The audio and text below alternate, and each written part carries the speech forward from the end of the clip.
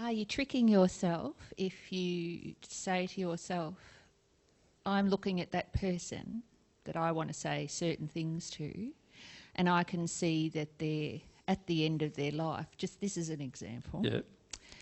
At the end of their life. The and they're answer to your question is yes, but let's continue with the question. Oh, you are tricking yourself. If you think you're acting in love for that person by not giving them all the grief out of your heart that they've caused you. Do you know what I mean?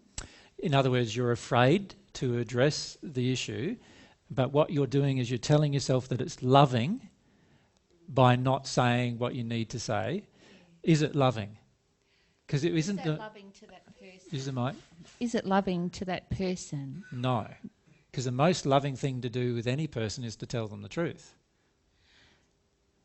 Do you have to wait until you can say it in a non-harmful way to that person? Who judges the non-harmful way? Your own heart. Well, there's a problem with your heart or their heart judging it. Oh, Because I see what you mean. do you understand? Because they're going to think it's harmful whether it was done in a non-harmful way or not. If it challenges them, they're going to believe it's harmful, even if it's the truth. My suggestion is just say the truth. And instead of justifying, you don't want to make it hard for them and you don't want to make their life hard and all these other things, instead of doing all of that, just forget about all that. And remember one thing, the most loving thing to do is just to tell the truth. Right now. Yeah. That's the most. So you don't put all these other little conditions on about not doing people harm. No. If you love them, you don't have an intention to harm them. How can they be harmed? If my intention to tell you the truth is to not harm you, then surely you can't be harmed. Can you understand that? If my intention is to harm you with the truth, then I can harm you. But they'll see it through their belief system. But that's what you're afraid of. That's a fear.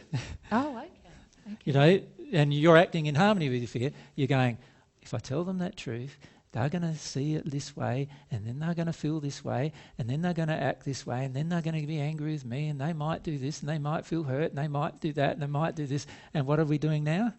We're living in our fear. And we can do just that all the time, not even realise we think we're being and justify kind it to as people. We're being loving. Yes. And so we're rationalising and misleading ourselves. Yes. Whereas if we just did one thing, and that is, if I tell the truth with a loving motivation every single time, then I'm being loving. It doesn't matter how the other person takes it. Like, I don't care how you take it. What if they just drop dead in their chair? Well, they drop dead in their chair. That's their choice. What happens, that's their avoidance or whatever it is of their emotion. Like, I'd walk around thinking that's my fault.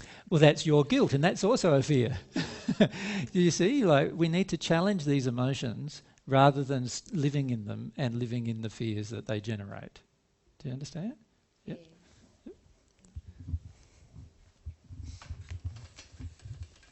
I think this is a follow-on from talking about identifying a lot of the problems perhaps stemming from a childhood.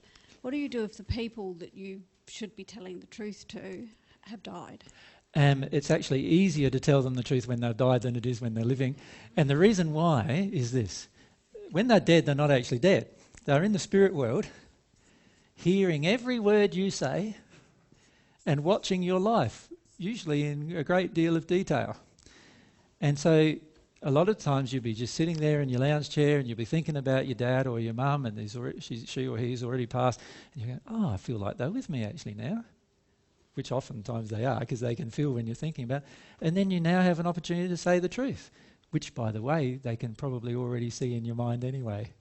So you know, it's a lot easier they already start seeing what's really there. So you could say, look, Dad, I never felt close to you. The whole time I was on earth, you were on earth, never felt close to you. You were just emotionally distant. You know, you're not able to connect emotionally, and that really hurt me. You know, and you can start expressing that to him and allow yourself to express it with feeling. And Dad then has an opportunity to examine that or not, depending on what he does with that.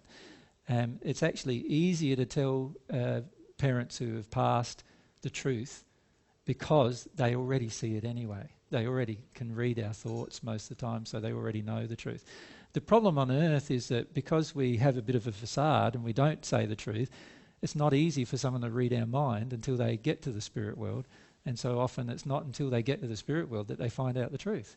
And you imagine how sad it would be as a parent. Like, you've grown up all your life thinking, you know, you're a bit detuned from your kids and everything else, and, you know, you've got your own reasons for that. But you grow up all your life thinking your kids think good of you, and then you pass and you have a look at their mind, and in their mind they're saying, yeah, Dad was a bit of an idiot. Like, imagine the feeling you would have. It would be far better to actually have reflected that at your dad before you passed, and at least he knows it's no different after he's passed than before he did. So it's actually a lot better if you can express yourself to your parents after they've passed, honestly and openly. It gives you a lot of room for growth then. Yeah. So I'd encourage every person, whether they've parents have passed or they're still alive, just to take the opportunities when you're with them to express the truth every single time. So I'm not saying that the parents or your family won't be challenged by it, because the reality is most people are challenged by the truth. Most people are in a lot of addictions and they want their addictions met rather than hearing the truth. But once we become more truthful, we can actually relax in all of our relationships. We don't have to maintain a facade, and everyone who knows us knows that we're consistent. It's actually relieving to spend time with a person who's always telling you the truth. And so after a while, that improves. Oh, that's a cough, it's not a dog.